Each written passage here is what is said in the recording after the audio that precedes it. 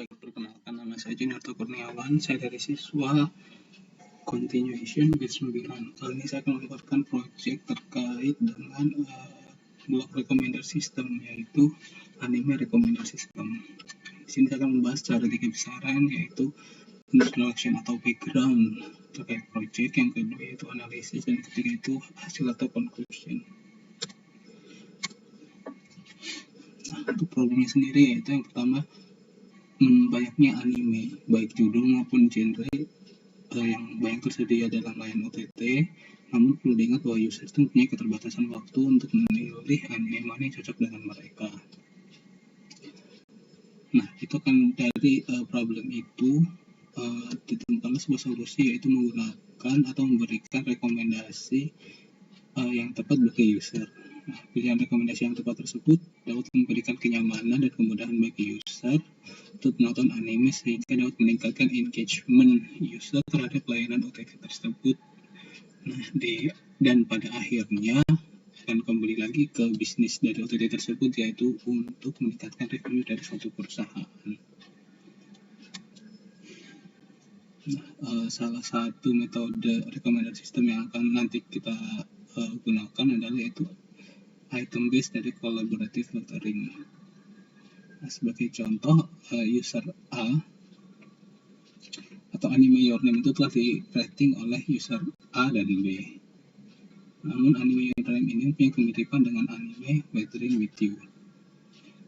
Nah, dan anime tersebut ternyata belum ditonton oleh user A, sehingga user A mendapat rekomendasi dari tontonan dari rating dari anime tersebut. Nah, itu merupakan suatu bentuk collaborative filtering dari item base, nah yang akan kita gunakan dalam pemodelan KNN nanti.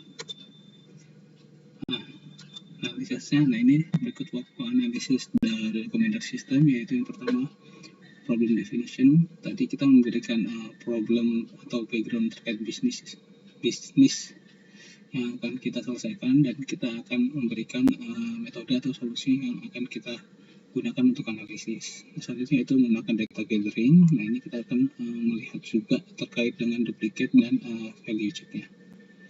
Nah, kedua yaitu data split. Nah, kita akan membagi data menjadi 80% data train dan 20% data test. Selanjutnya itu kita pre-processing, kita akan mengecek missing value. Selanjutnya adalah langkah modeling. Nah, dalam modeling ini kita gunakan 3 metode, yaitu metode baseline dengan min average, yang kedua yaitu KNN baseline, yang ketiga yaitu SVD. Nah, yang selanjutnya yaitu kita menggunakan tuning hyperparameter. Jadi dari 3 model yang bagus yang kita gunakan pada modeling tadi, kita pilih yang terbaik. Nah, selanjutnya dari model terbaik itu kita lakukan tuning parameter. Setelah di-tuning, lalu kita lakukan retain data dan kita evaluasi. Nah, kita evaluasi ini berdasarkan RMSE dari data train dan data test. Artinya setelah dievaluasi, kita sudah menemukan model yang bagus dengan parameter yang terbaik, kita perlu memberikan decision atau prediction. Nah, data gathering. Nah, data yang sebenarnya, data gathering ini kita ambil dari data MyAnimeList yang berasal dari Kaggle. Nah, data ini terdiri dari 2 besaran, yaitu data rating dan data anime. Data rating sendiri ini terdiri dari anime ID, user ID, dan rating. Sedangkan data anime sendiri terdiri dari anime ID, nama anime, genre, dan lain-lain. Nah, sebenarnya data itu yang ada di Kaggle itu sebanyak 7,8 juta. Namun karena keterbatasan hardware komputasi yang saya miliki, maka akan digunakan sebanyak 20% data yang akan diambil secara random. Nah, pada data rating, terdapat rating angka -1, yang artinya bahwa user itu sudah menonton namun tidak memberikan rating. Oleh sebab itu kita akan mengeliminasi terlebih dahulu, sehingga data netnya akan menjadi sebanyak 1,26 juta. Nah, setelah itu kita split data menjadi dua besaran, yaitu 80% sebanyak 1 juta sekian untuk data train dan sebanyak 250.000 sekitar 250.000 atau 20% untuk data test. Selanjutnya kita melakukan pre-processing data dengan cara melihat missing value. Di sini ada 3 kolom atau 3 variabel yang perlu mendapat perhatian, yaitu user rating, anime ID, dan user ID. Namun berdasarkan analisa tidak terdapat missing data, sehingga data bisa kita lanjutkan untuk ke bagian pemodelan. Pada pemodelan ini kita menggunakan 3 metode, yaitu baseline prediction untuk model dasar, yang kedua yaitu KNN dengan similarity Pearson, dan metode item based kolaboratif, dan terakhir yaitu SPD atau single value decomposition.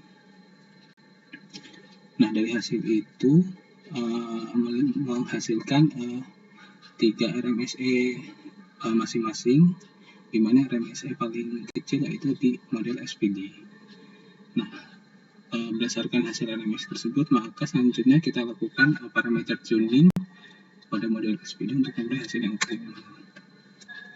Nah, hyperparameter tuning ini kita menggunakan beberapa candidate, yaitu satu learning rate, ada beberapa nilai yaitu 0,5, 0,05, dan 0,005, serta jumlah latent faktor beberapa nilai dua nilai seperti 50 dan 200, dan regularization strength-nya di 0,02, 0,01, dan 0,02. Setelah kita melakukan tuning, maka kita dapat bandingkan dari model SPD base, dan kita bandingkan RMSE juga untuk yang SPD hasil tuningnya.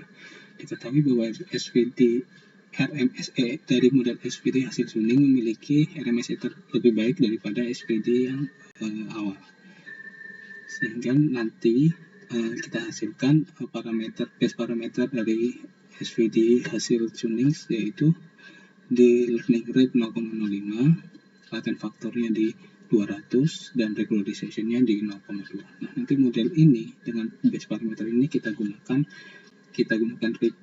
meretrain data dengan model SPD dengan base parameter tadi untuk dilanjutnya kita lakukan prediction.